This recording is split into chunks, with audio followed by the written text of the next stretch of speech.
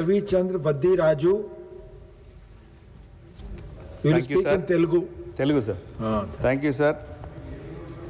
ఈరోజు మాకు bill of landing 2025 పై మాట్లాడే అవకాశం కల్పించినందుకు ముందుగా ధన్యవాదాలు తెలుపుతున్నాను. ఈ బిల్లును మన పోర్ట్ల శాఖ మంత్రి సర్బానంద్ సోనోవాల్ గారు ప్రవేశపెట్టారు. ఈ బిల్లును నిజంగా కూడా మేము ఆనందంగా సపోర్ట్ చేస్తున్నాం. మా తెలంగాణ తీరరహితమైన రాష్ట్రమైన ట్రేడ్ విషయంలో మాత్రం రాష్ట్రం బాగా ముందుంది. ఐటీ, ఫార్మా, టెక్స్టైల్ రంగాలు మరియు గ్రానైట్ రంగాల్లో కూడా ఎన్నో దేశాలకు ఎగుమతి చేస్తుంది. అటువంటిది ఈ బిల్లో ఉన్న సవరణలు తెలంగాణకు, దేశానికి ఎంతో ఉపయోగపడతాయని నేను నమ్ముతున్నాను.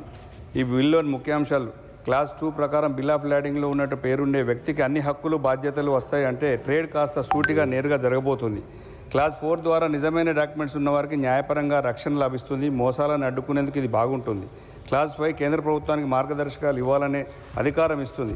1856 నాటి పాత చట్టాన్ని రద్దు చేసి కొత్త అవసరాలు తగ్గట్టుగా ఈ చట్టం రూపొందించబడింది. మన పోర్ట్ల శాఖ చెప్తుంది 2023-24లో 1.25 టన్నులు కార్గో ద్వారా దాదాపు 10 మిలియన్ ఎక్స్పోర్ట్ చేయడానికి మా తెలంగాణ రాష్ట్రం నుంచి ఎక్స్పోర్ట్ జరిగింది. పోర్ట్ల ద్వారా అంటే మన దేశ వాణిజ్యానికి ఇది ఒక గొప్ప మైలురాయి. తెలంగాణకు మన రాష్ట్రంలో 2023-24 $10 బిలియన్ల ఎక్స్పోర్ట్ చేసింది.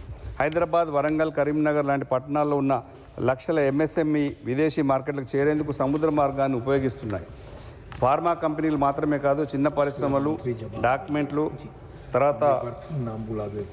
డాక్యుమెంట్ల క్లారిటీ, హక్కుల స్పష్టత వల్ల ఎంతో ఉపయోగం జరుగుతుంది. విశాఖపట్నం, చెన్నై పోర్ట్ల ద్వారా మన సరుకులు త్వరగా వెళ్లేలాగా మారుతుంది.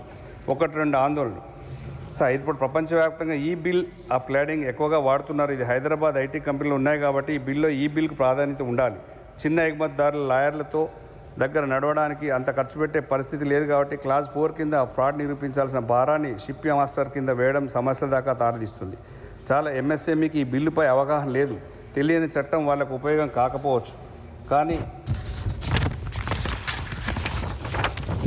తెలంగాణ ఎగుమతిదారులు ఎక్కువగా యుఎస్ఏ, యుఏఈ నాన్ నెగోషియబుల్ వే బిల్స్ వాడతారు. వీటిని ఈ బిల్లులో గుర్తించలేదు. తెలంగాణ తరఫున కొన్ని సూచనలు: ఈ బిల్కు చట్టబద్ధత గుర్తింపు ఇవ్వాలి. మన హైదరాబాద్ ఐటీ పార్కులను ప్రతిబంధ దీనికి వాడుకోవచ్చు. ఫిక్కీ లాంటి సంస్థల ద్వారా శిక్షణ, అవగాహన కార్యక్రమాలు నిర్వహించి ఎంఎస్ఎంఈకి వివరంగా చెప్పాలి. చిన్న ఎగుమతిదారుల కోసం ప్రత్యేకంగా ట్రిబ్యునల్ ఏర్పాటు చేయాలి. కేసుల కోసం కోర్టుల చుట్టూ తిరగనవసరం లేకుండా వే బిల్స్ కూడా గుర్తించాలి. ఇది చాలా మంచి చిన్న వ్యాపారుల కోసం ఉపయోగపడుతుంది.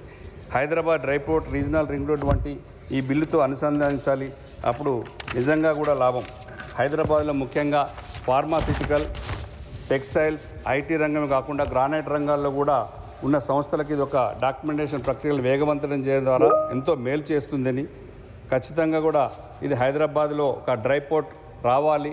హైదరాబాద్ రీజనల్ రింగ్ రోడ్ వంటి ప్రాజెక్టులు మరియు బిల్లును మరింత ఉపయోగకరంగా కూడా మారుస్తాయి అని చెప్తూ ఈ బిల్లు ద్వారా మన దేశ వాణిజ్య విధానాలు ప్రపంచ ప్రమాణాలకు దగ్గరగా వెళ్తున్నాయి. తెలంగాణ వంటి ఎగుమతులు ఆధారిత రాష్ట్రానికి ఇది ఒక పెద్ద ఊపిరిలా ఉంటుంది. ఎంఎస్ఎంఈకి బలం ఇస్తుంది. ఉద్యోగ అవకాశాలు పెరుగుతాయి. ట్రేడ్ డాక్యుమెంట్లపై నమ్మకం కుదురుతుంది. ఇది ఒక మంచి బిల్లుగా మేము భావిస్తూ మా కేసీఆర్ గారు ఈ బిల్లును ఖచ్చితంగా మా బీఆర్ఎస్ పార్టీ సపోర్ట్ చేస్తాం. Thank you. माननीय सदस्यगण, इस बिल पर बोलने